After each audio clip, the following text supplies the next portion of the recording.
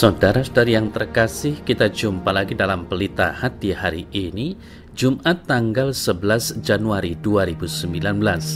Bersama saya Romo Thomas Suratno SC dari Paroki Cilandak, Jakarta Selatan, mendengar dan merenungkan Sabda Tuhan. Yakni firman Tuhan yang tersurat di dalam Injil Lukas, bab atau pasal 5, ayat 12 sampai dengan ayat 16.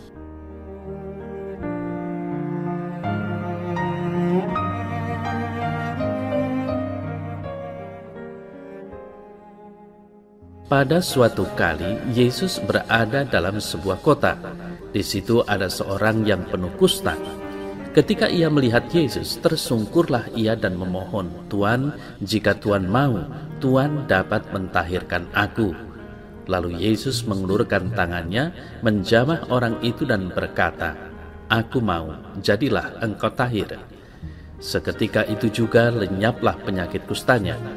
Yesus melarang orang itu memberitahukannya kepada siapapun juga dan berkata, "Pergilah, perlihatkanlah dirimu kepada imam dan persembahkanlah untuk pentahiranmu persembahan seperti yang diperintahkan Musa sebagai bukti bagi mereka."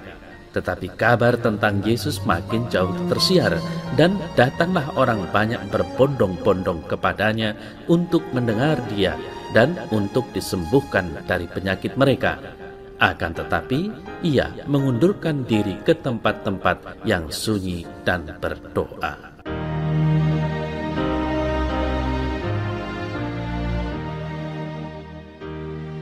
Saudara-saudari yang terkasih, mukjizat seperti yang diwartakan Injil hari ini dibuat Yesus secara langsung dan tanpa penundaan. Tidak ada pertanyaan dari pihak Yesus tentang status atau pendapat orang tersebut. Alasan utama terjadinya mukjizat tersebut adalah karena pemohon datang kepada Yesus dengan kelimpahan dan kepenuhan iman yang sangat jelas.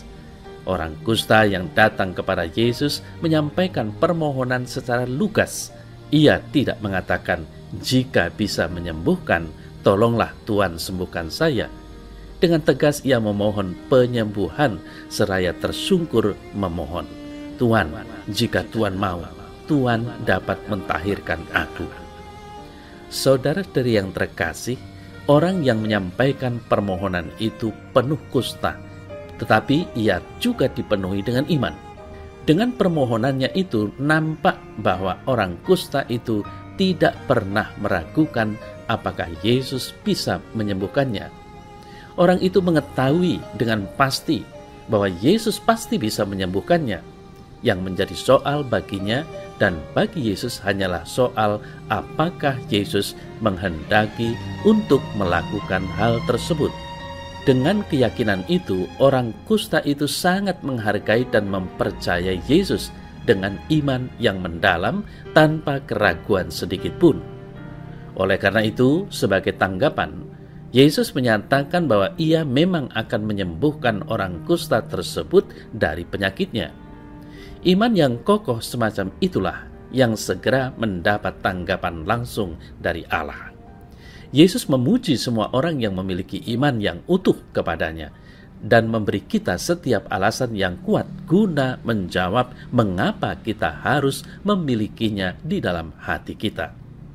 Saudara-saudari yang terkasih, orang-orang kusta dan para penderita penyakit kulit lainnya pada zaman Yesus dikucilkan dari hidup bermasyarakat. Kita dapat membayangkan betapa berat beban psikologis dan emosional yang harus ditanggung oleh orang-orang kusta itu. Dosa adalah suatu penyakit spiritual. Dosa memisahkan kita dari sesama manusia dan mengasingkan kita dari Allah.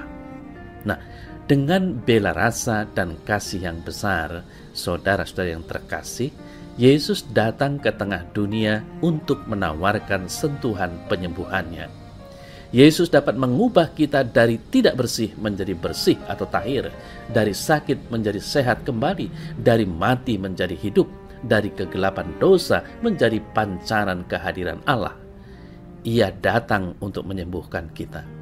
Darah yang dicurahkan dari lambung Yesus memiliki kuat kuasa untuk menyembuhkan kita. Jika berseru seperti si kusta, "Tuhan, jika Tuhan mau, Tuhan dapat mentahirkan aku. Saudara-saudari yang terkasih, kita tidak perlu menderita karena luka-luka kebencian, amarah, dan kecemburuan dalam hidup kita. Kita dapat disembuhkan dari dosa-dosa yang menular seperti kedengkian dan fitnah.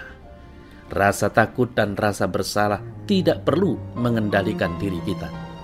Yesus telah mengampuni kita dan menawarkan damai sejahtera dan hidup baru dalam dirinya. Dengan mengenakan pakaian kebenaran, kita pun dapat berjalan di dalam terangnya. Ini adalah pesan pengharapan yang sejati bagi kita semua yang telah dipilih Yesus sebagai para pengikut atau murid-Nya.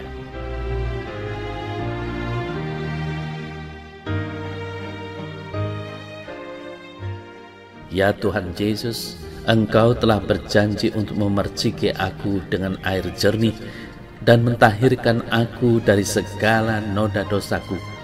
Engkau telah berjanji untuk memberikan kepadaku hati yang baru dan roh yang baru juga, sebersih dan semurni seperti hati-Mu sendiri. Aku datang menghadap Engkau pada hari ini ya Tuhan, dan memohon kepadamu agar Engkau membuat aku bersih. Amin.